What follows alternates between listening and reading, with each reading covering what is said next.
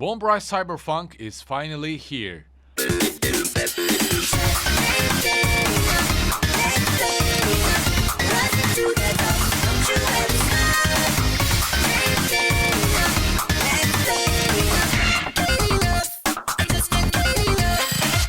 After its first appearance in 2020, I've kept a close watch on what seems to be the true spiritual successor of Jet Set Radio Future.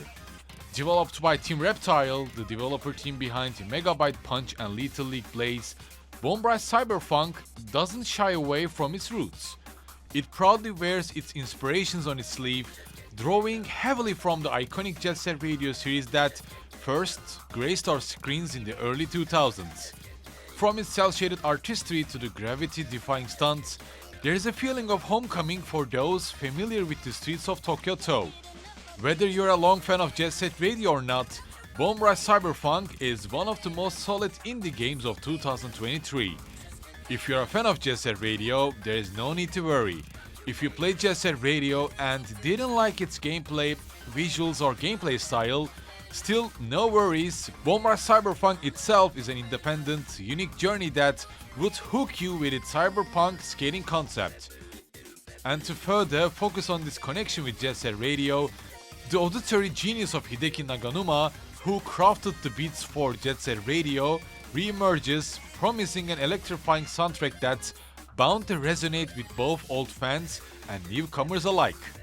From its memorable, unique narrative to funky soundtracks that are mixed with stylish skating moves, breakdances and cyberpunk concepts, Rush Cyberfunk is a captivating, memorable experience.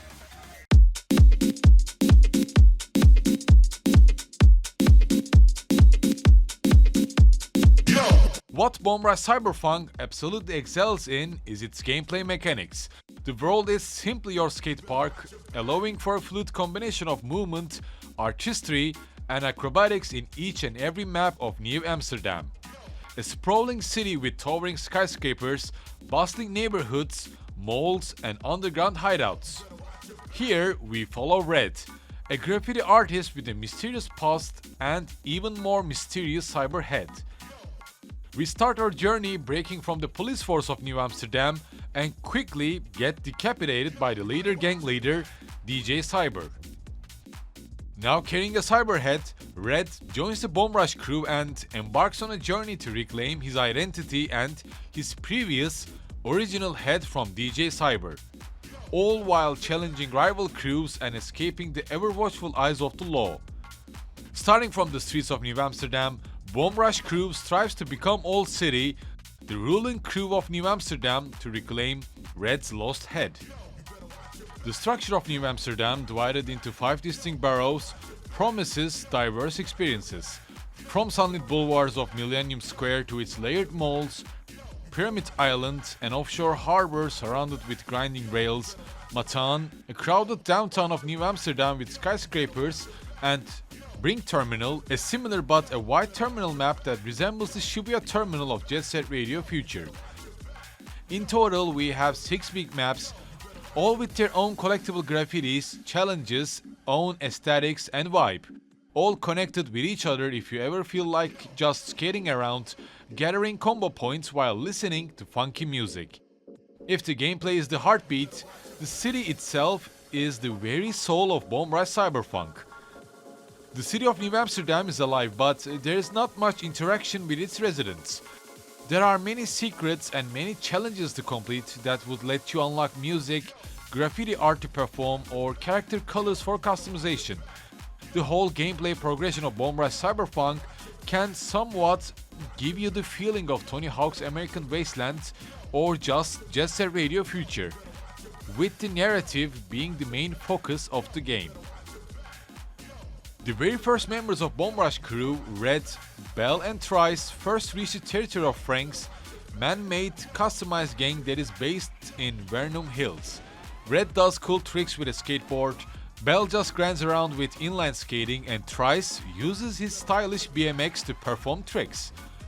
To be honest, at first I was dissatisfied with Red using his skateboard to perform tricks. I was literally craving for some inline skating, like good old-fashioned Jet Set Radio style rollerblading action, But Bone Rush Cyberfunk's BMX and skating moves and its animations are matched with inline skating.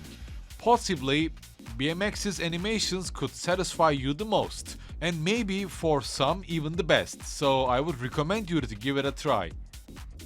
Whether it's the choice between inline skating, skateboards or BMX bikes, Bone Rush Cyberfunk offers a variety of options to navigate its world. Each mode of transportation boasts its unique set of moves, ensuring that the experience remains fresh even on subsequent playthroughs. What's your name?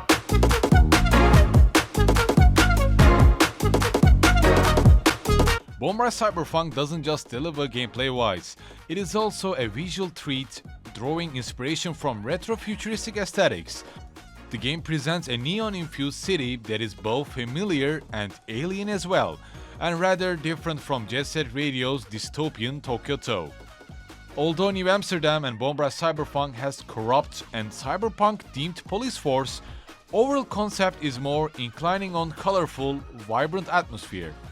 Each neighborhood in the sprawling metropolis feels distinct, teeming with life and bursting with color, covered with graffitis that are ours to claim. The graffiti system offers a wide range of choices that is shaped according to the player. You don't get to choose the graffiti that you want to have it with you, but you choose which one you want to paint according to the lines and shapes you draw. You can always repaint your graffitis if you ever want to change how the streets look. It does not provide any gameplay change or any secret stuff, but still, I think it's a good opportunity for those who want to have the graffiti mechanics at all times. And bigger the graffiti art that you bring, more police force would arrive at the scene to stop you. A system that is inspired by Grand Theft Auto's Heat system. And when we talk about the Heat system of GTA, I believe we also need to mention about paint and spray as well. Starting from the first star, police force will appear in groups to deal damage to you, and with the second star, there will be machines launching homing handcuffs at you to hinder your movement. You can try to break free from these chains by doing trick moves or just boost. However, within some of the maps of New Amsterdam, you will encounter more of these machines that would force you to either disabling them with your graffitis or just to find a toilet to change your color to lower your heat level. With each character having 4 different colors, this heat system creates an acceptable reason for you to change your colors at all times, or just to find these collectible costumes that are scattered across New Amsterdam. Right after the second star comes shielded police force, 4th star brings the snipers, and with the 5th, assault helicopters arrive, sending missiles at your location. As I mentioned before, you can easily avoid these police force by changing your colors, so I wouldn't say this oppression would become an obstacle for you to enjoy your gameplay. Just like in Jet Set Radio Future, you can also change your characters in any map, but in order to change your character's gear, you need to go back to your hideout first. Skateboard designs, rollerblade and BMX colors can also be found as collectibles across the map, and their colors can also be customized in your hideout, however you wish to. The combat is not the main focus of Bone Rush Cyberfunk. Your character can heal its lost health quickly if you continue to avoid taking damage, and the police force forces you to change your location or your color in general. There will be boss fights or fights that you need to beat police force and paint your graffitis on their face. However, the general gameplay is shaped around funky soundtracks, stylish moves, and doing cool graffitis to capture rival territories.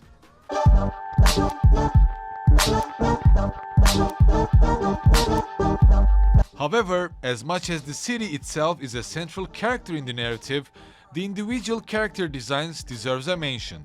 Each character with their unique attire and swagger brings a distinct personality to the table. They are not just skins or avatars, but integral part of the game's world, a detail that enhances the immersion. The design choices feel fresh but also retro at the same time, as Bone Rush Cyberfunk is nothing short of visual spectacle. The retro aesthetic of 90s video games with sleekness of futuristic dreamscape is the core design choice. Each a unique blend of funk and swagger are as much as a feast for the eyes as they are integral to the gameplay. Your Bomb Rush crew of 3 members will increase up to 5 only by playing the story, but you can as well as unlock 5 different additional characters by exploring around the New Amsterdam.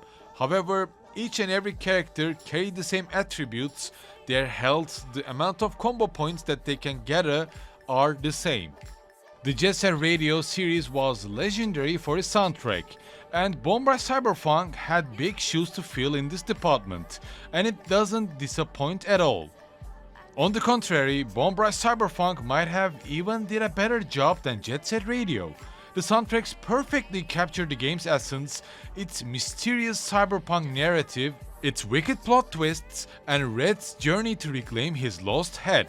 Each track pulsates with energy, from techno to hip-hop, chill waves to even Hideki Naganuma's funky tunes.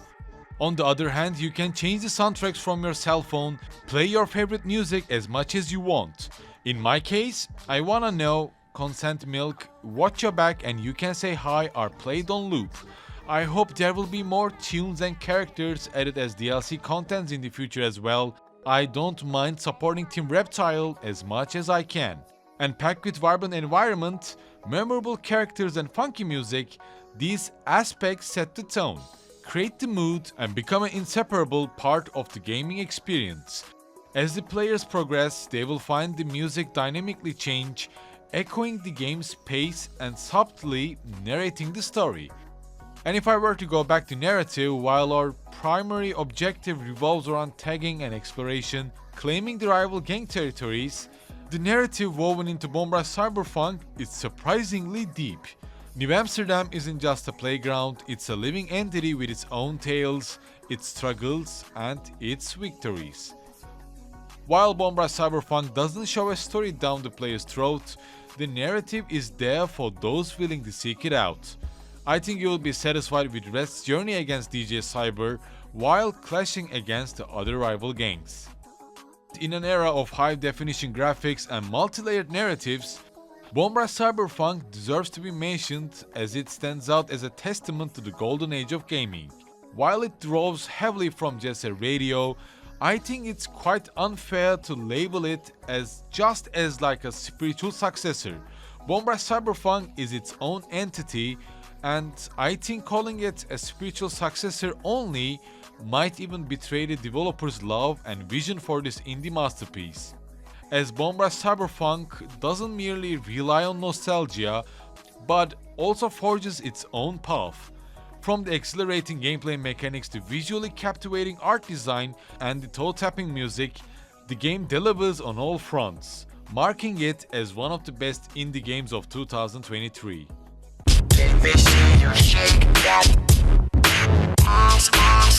While the comparisons with Jet Set Radio were inevitable, Bomb Rush Cyberfunk deserves to be mentioned as a solid, memorable indie game that you shouldn't miss. It is a testament to the harmonious blending of nostalgia and innovation, and I hope it receives the attention and receives the love it deserves. I will be happy to see it as one of the nominees for the best indie game, but I think I would also be satisfied as long as Team Reptile is satisfied with the reviews and the sales of Bomb Rush Cyberfunk. And as always, thank you for watching today's video. Be sure to give me a follow on Twitter, and I would be grateful if you could also consider supporting me on YouTube or Patreon if you can. As next, I think it's time for the natural born gambler of Guilty Gear universe, along with the long-awaited Blasphemous 2. It's so red, that vibrates, it's